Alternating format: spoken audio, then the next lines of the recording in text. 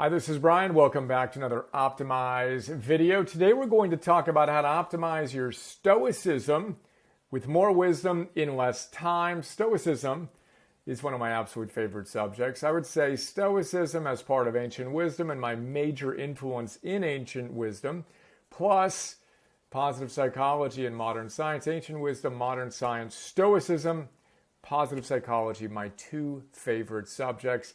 I'm really excited to chat today about our collection of Philosophers Notes, the 101 class, and then all the plus ones on the top books in Stoicism. As always, if this is your first time to Optimize, I'll give you a little context. If you already know what I'm going to say, then perfect. But to give context to prospective new optimizers, Optimize is all about giving you more wisdom in less time. We've got a collection of what we call Philosophers Notes, 600 Philosophers Notes, 6-page PDF, 20-minute MP3 distillations of some of the best books out there, and then a bunch of 101 classes, 50 of them, and then 1,000 plus micro lessons in the form of Optimize Plus Ones across dozens of subjects to help you optimize your life so we can go out and give the world all we've got. It used to be premium, $100 a year, $250 lifetime. It is now free as part of my company, my new company, Heroic's acquisition of Optimize.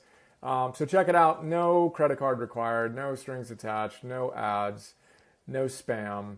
Just more wisdom, less time, help you optimize your life so we can go out and serve heroically. Today, Stoicism 101 is a distillation of my favorite big ideas from all these notes. So we'll start with the notes. If you're new to Stoicism, welcome.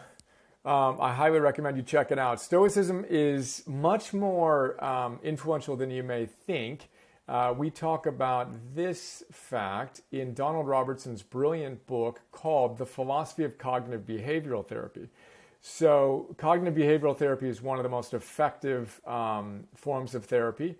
And the founders of this, inspired by Stoicism. In fact, it's really a modern application of it. Viktor Frankl, you may have heard of him.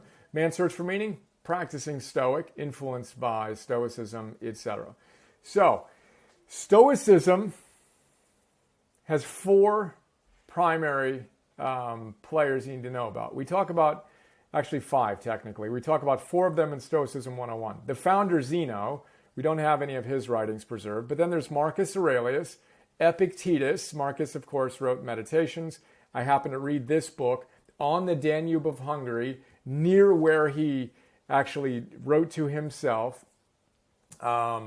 Shortly after studying Jesus in Jerusalem, Socrates in Athens, and right after studying Rumi in Konya, Turkey on a trip I made about 20 years ago. Anyway, you've got Aurelius, you've got Epictetus, then you've got Seneca, then you've got a guy named Musonius Rufus, who is awesome. So you have, Seneca was born around 0 AD, around the time Jesus was born. Epictetus, nope, who do we have next? Musonius Rufus was born a few decades later. Musonius Rufus taught Epictetus, who then taught the tutors who taught Marcus Aurelius. Seneca, Musonius Rufus. Musonius taught Epictetus, who taught the tutors who taught Marcus Aurelius. Anyway, that's the backstory there. But you want to understand what they have to say. And Ryan Holiday, in his Daily Stoic, does the best job of giving us the high-level overview of what they all have to say in the context of 366 daily meditations on wisdom, perseverance, and the art of living. I highly recommend you start here. If you're already into Stoicism, I highly recommend you get this book. Check out the note. It is my favorite book on Stoicism simply because it's the one that, well, for a lot of reasons, Ryan's a great writer, and it just really provides a fantastic short-form distillation, comprehensive overview of some of the ideas you want to be familiar with Stoicism. Then, of course, check out the original sources. Meditations by Aurelius. He never intended to have these published. Of course, Aurelius, emperor, philosopher. He made a cameo in The Gladiator.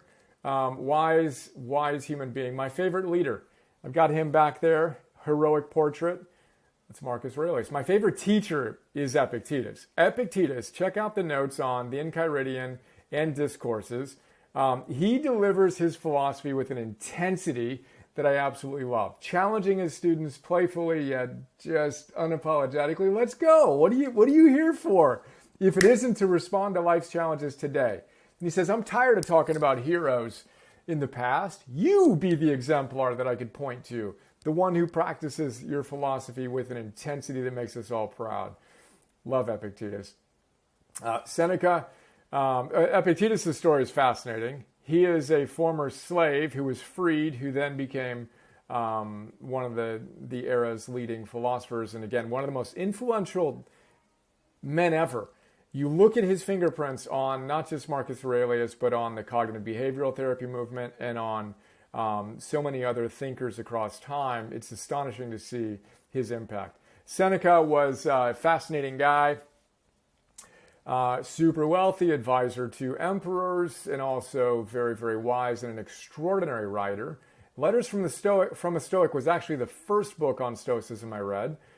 Can remember that over 20 years ago. On the Shortness of Life, another great collection of essays. Seneca basically was the originator of the essay. He wrote these beautiful distillations of his thoughts, and also in the form of letters to loved ones, etc. Musonius Rufus, we have William B. Irvine, modern philosopher, to thank for bringing this book out to us. Donald Robertson, one of the world's leading, he's an interesting, fascinating guy who integrates psychology. He's a therapist who's also grounded in Stoic wisdom, and just a brilliant, brilliant writer to boot. And a practicing Stoic philosopher. So his books, How to Think Like a Roman Emperor, that book is fantastic, as is the book I already referenced called The Philosophy of Cognitive Behavioral Therapy, in which he traces the origin story of CBT, as we already discussed. But he also tells us, look, you got to make a decision. In ancient times, being a philosopher meant you were a warrior of the mind. You didn't just catalog ideas. You weren't a librarian of the mind. You were a warrior of the mind. You went out and you tried to move from theory to practice. Modern philosophy tends to be about logic chopping, is what the ancients spoke of in disdain. It's not about logic chopping, living in an ivory tower. It's about living your philosophy moment to moment to moment. Are you a warrior of the mind, or are you a librarian of the mind? But anyway, check out the note. How to Think Like a Roman Emperor is great. The Obstacle is the Way. We'll just go into this one. This is another fantastic book by Ryan Holiday. As you know, if you're already deep into Optimize, these Philosophers Notes are 6-page PDFs that are also, you can read on the web, you can read in our app, etc. I like the PDFs. Basically, I pull out those big ideas, I call them, that you asterisk and underline and mark all up.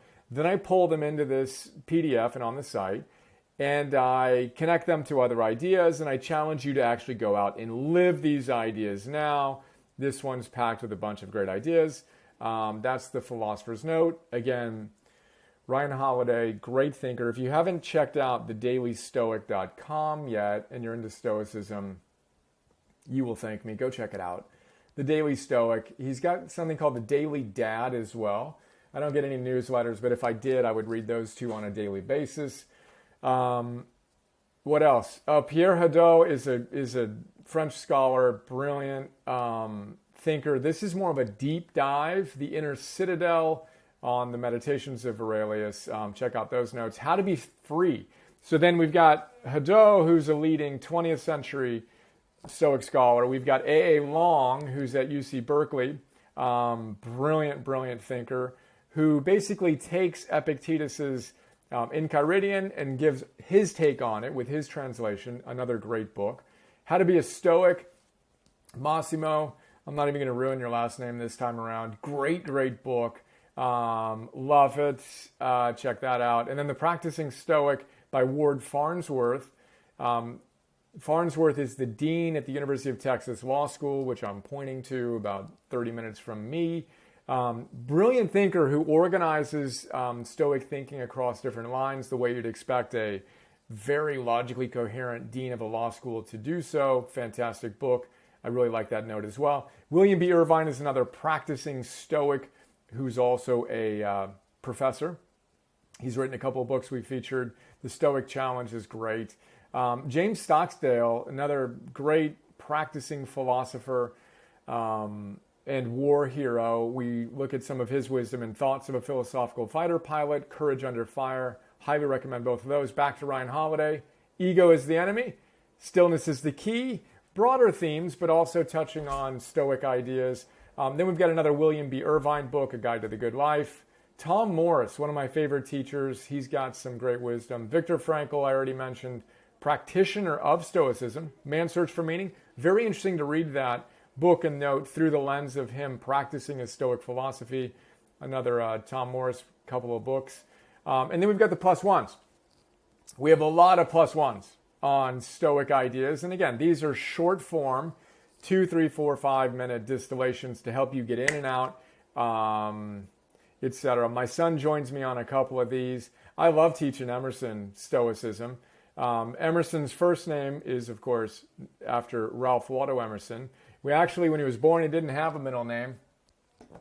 It was just Emerson Johnson, no middle name necessary, but he loves Marcus Aurelius. His middle name is now Aurelius, so it's Emerson Aurelius Johnson. We use Stoicism all the time. I'll point at these guys, hey, remember what Aurelius said? Play your role well and make sure you step in between stimulus and response, which is the big wisdom from Stoicism that we talk about in all those notes. Some things are within your control, they tell us. Some things are not. That's rule number 1 of Stoicism. The only things that are within your control are how you respond to the world. Pay attention. If you're trying to change the world, you're going to suffer. If you're trying to change your thoughts and behaviors and allowing whatever is to be what it is and truly loving it, then choosing your optimal response, then you're practicing Stoic. You got a shot at showing up with a lot of equanimity and a lot of joy because you're no longer going to be arguing with reality. But this is hard work, Epictetus tells us. You know, practicing this philosophy is not like going to a spa or going to an inspiring weekend retreat. It's like going to a hospital to get surgery performed. It's not supposed to be easy. It's supposed to be hard. Go do that hard work. Make your life the masterpiece it can be, blah, blah, blah, et cetera, et cetera, et cetera. So we've got a ton of plus ones. I could make this a 2-hour or 20-hour video if I wanted to. I will not. I will leave it at that.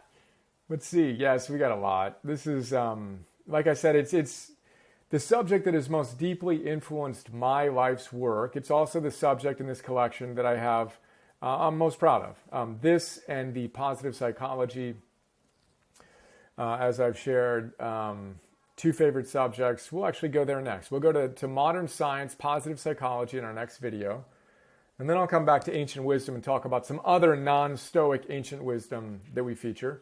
That I think is essential to know to live a great, wise life in the 21st century. We'll come back to the positive psychology next. For now, there you go. Let's optimize our lives. I hope you're getting a lot out of it if you're already a member. If you're not, check it out, optimize.me. Tell your friends, let's go optimize our lives. Let's become the best, most heroic, and joyfully Stoic version of ourselves so we can go out and make a difference in the world. When? Today. Let's be warriors of the mind, not just catalog these ideas. The theory, it's the basic philosophy. The advanced work, it's the practice. Let's get on it today.